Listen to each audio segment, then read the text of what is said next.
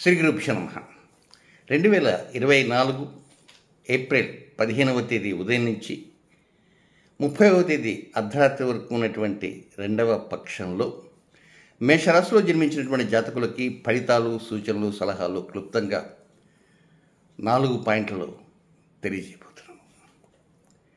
ఇక మొదటి పాయింట్కి వస్తే 15వ తేదీ ఉదయం నుంచి 18వ తేదీ ఉదయం 7:58 వరకు ఉన్నటువంటి సమయం అంతా కూడా మీరు చేసేటువంటి ఉద్యోగంలో కావచ్చు, వృత్తిలో కావచ్చు, వ్యాపారంలో కావచ్చు, ఆరోగ్య విషయంలో, వాహన విషయంలో, తోబుట్టు విషయంలో మాత్రం అనేక జాగ్రత్తలు తీసుకోవాల్సిన అవసరం ఉంటుంది. ఒక్కోసారి తోబుట్టువులు ఏదైనా నిర్ణయాలు చెప్పారని చెప్పి మీరు ఉద్యోగానికి రాజీనామా ఇవ్వటం కానీ, లేదా వారేదో చెప్పారని చెప్పి మీరు ఉద్యోగాల్లో, వ్యాపారంలో వేరే నిర్ణయాలు తీసుకోవటము, ఇట్లా కొంత వారికి ఉద్యోగానికి రిలేటెడ్గా ఉండేటువంటి అవకాశాలు ఉంటాయి. కానీ 15, 16 2 రోజుల్లో మాత్రం తోబుట్టువుల విషయంలో కొంత అసహనానికి లోనయ్యేటువంటి అవకాశాలు ఉంటాయి.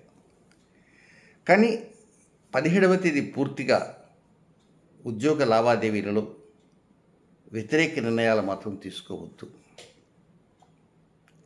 మీకు ఏదైనా చిన్నపాటి బాధ అనిపించినా ఆ బాధను దిగమింగడానికే ప్రయత్నం చేయండి తప్ప ఆ బాధ నుంచి బయటపడటం కోసంగా ఉద్యోగాన్ని వదిలేద్దామనేటువంటి ఆలోచనలు మాత్రం రాకూడదు. ప్రైవేట్ ఉద్యోగాలు చేసేటువంటి వారికి ఒక్కోసారి ఇలాంటి ఆలోచన వస్తున్నాయి. కొంతమంది సెలవు పెట్టి కూడా వెళ్ళిపోయే అవకాశాలు ఉంటాయి. కొంతమంది ఆ మదన పడుతూ ఏ నిర్ణయం తీసుకోలేక కొన్ని ఇబ్బందులకు లోనయ్యేటువంటి అవకాశాలు ఉంటాయి. ఏది ఏమైనా 15, 16, 17, 18వ తేదీ ఉదయం 7:58 దాకా అనుకూలతలు లేవు. మిగిలినటువంటి ఆర్థిక విషయాల్లో కావచ్చు, మానసిక విషయాల్లో కావచ్చు, ఇక్కడ ఉద్యోగం గురించి బాధపడుతుంటారు కానీ మానసికంగా ఒక్కసారి అనుకూలంగానే ఉంటుంది పరిస్థితులు. దాంపత్య విషయంలోనూ, ఆర్థిక లావాదేవీల్లోనూ ఎక్కడైనా కూడా అనుకూలతలు చక్కగా ఉంటూనే ఉంటాయి. కేవలం ఉద్యోగము, వ్యాపారం, ఉపాధి వీటిల్లోనే కొన్ని జాగ్రత్తలు అవసరం. ఇక రెండవ పాయింట్కి వస్తే 18వ తేదీ ఉదయం 7:58 ప్రారంభమై 20వ తేదీ రాత్రి 8:52 వరకు ఉన్నటువంటి సమయం అంతా కూడా అన్ని అంశాల్లో అనుకూలత ఉన్నప్పటికీ సంతాన విషయాల్లో మాత్రం అనుకూలతలు ఉండవు. వారి విద్యా విషయాలు లేదా ఉద్యోగ విషయాలు లేక వివాహ అంశాలు ఏదైనా కావచ్చు, మీకు సంతానానికి మధ్య కొంత పొరపచ్చాలు వచ్చిన కారణంగా ముభావంగా ఉండే అవకాశాలు ఉంటాయి. లేదా వారు చెప్పినటువంటి వాటికి సస్యమిరా ఒప్పుకోకుండా ఉండేటువంటి స్థితిగతులు కూడా ఉన్నాయి. కానీ ఒక్కటి గుర్తుంచుకోవాలి, అనవసరంగా అది కలహాల వైపు తీసుకుపోకుండా జాగ్రత్త పడండి. ఎందుచేతనంటే 14వ తేదీ ఉదయం నుంచే కొంచెం పరిస్థితులు వేరుగా ఉంటున్నాయి. ఇక 15వ తేదీ నుంచి ఒక నెల పాటు మీ రాశిలో రవి ఉచ్చస్థానంలో ఉంటూ శని చేత చూడబడుతుంటాడు. అందుచేత ఒక్కోసారి చిన్నపాటి సమస్య కూడా మిమ్మల్ని ఏదో ప్రకారంగా ఆవేశానికి లోను చేసే అవకాశాలు ఉంటాయి. కనుక కొంత ఆవేశాన్ని ఈ 15వ తేదీ నుంచి మే 15 వరకు ఆవేశాన్ని కంట్రోల్ చేసుకోవాలి. అది ముఖ్యమైన జాగ్రత్తగా గుర్తుంచుకోండి. కనుక సంతాన విషయాల్లో అప్రమత్తంగా ఉండాలి, శ్రద్ధ ఎక్కువగా ఉంచాలి. మీకు తెలియకుండానే ఏదైనా లోపం అక్కడ జరగవచ్చు. తెలిసి జరిగినా మీరేం చేయలేని పరిస్థితి ఏర్పడవచ్చు. కనుక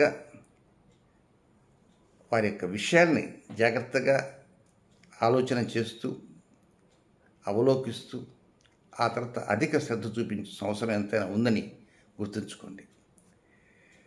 నెక్స్ట్ 20వ తేదీ రాత్రి 8:52 ప్రారంభమై 25వ తేదీ రాత్రి 9:02 వరకు ఉన్నటువంటి రోజులన్నీ కూడా చాలా ఆనందంగా ఉంటాయి. డబ్బు విషయంలో కావచ్చు, ఉద్యోగ విషయంలో కావచ్చు, వ్యాపార విషయంలో కావచ్చు, సంతాన విషయంలో కావచ్చు, దాంపత్య విషయంలో రుణభారం తగ్గించుకుంటారు, రోగభారం తగ్గించుకుంటారు.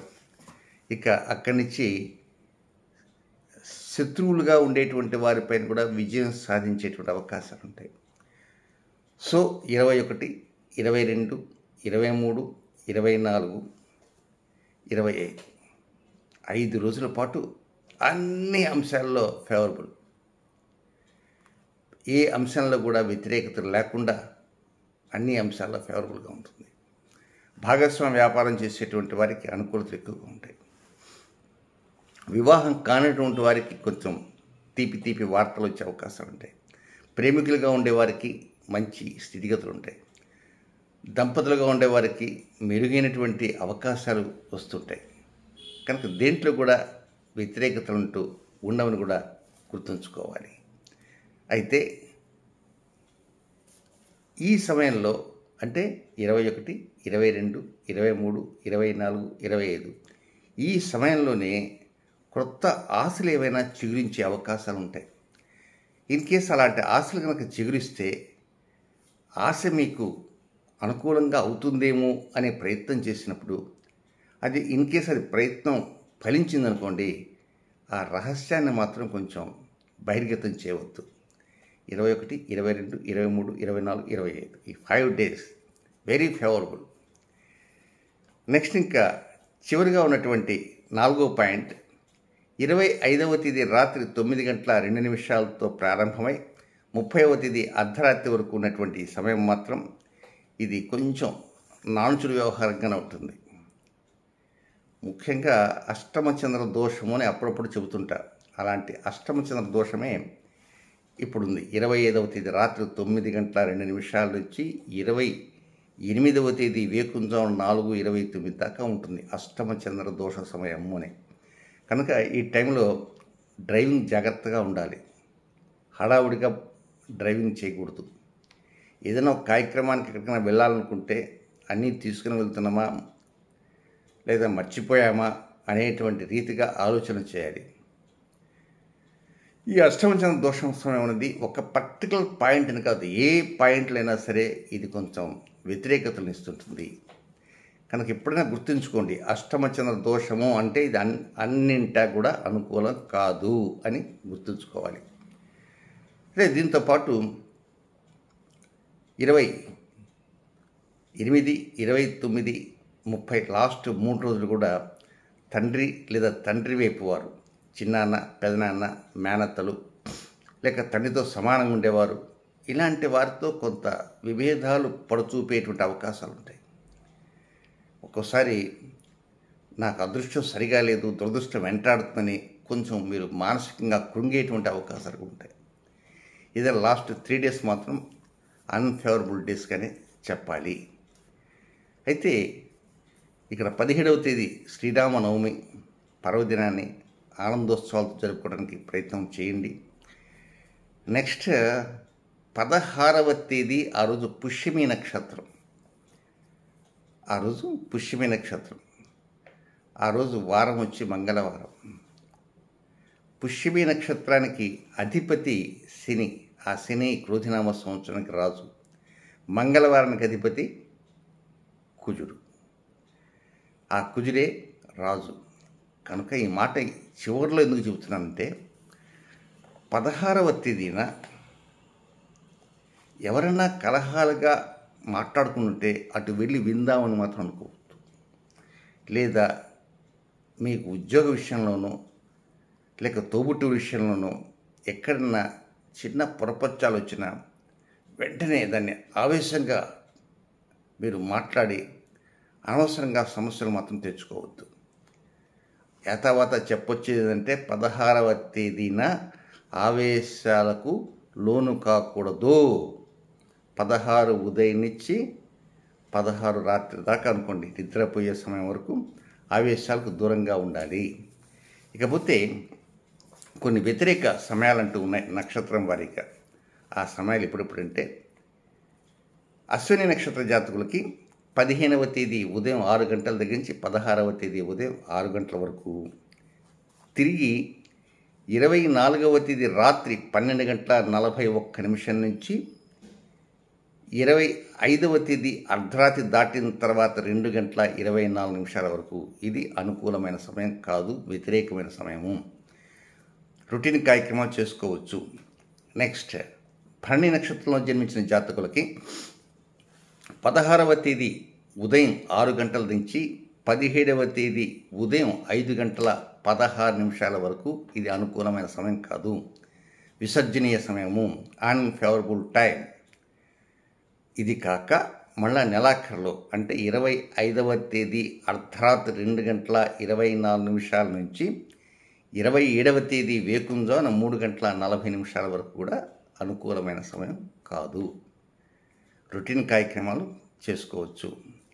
ఇక కృత్తికా నక్షత్రం మొదటి పాదంలో జన్మించినటువంటి జాతకులకి 17వ తేదీ ఉదయం 5 గంటల 16 నిమిషాల నుంచి 18వ తేదీ ఉదయం 7 గంటల 58 నిమిషాల వరకు మరియు నెలాఖరులో అంటే ఏప్రిల్ 27వ తేదీ వేకుంజామున 3 గంటల 40 నిమిషాల నుంచి 28వ తేదీ వేకుంజామున 4 గంటల 29 నిమిషాల వరకు అనుకూలమైన సమయం కానే కాదు. ఇవి వ్యతిరేక సమయాలు. ఇవి కాకుండా మరొక 3 సమయాలు ఉన్నాయి. అవి ఏ నక్షత్రం వారికైనా ఆ 3 అనుకూలం కాదు.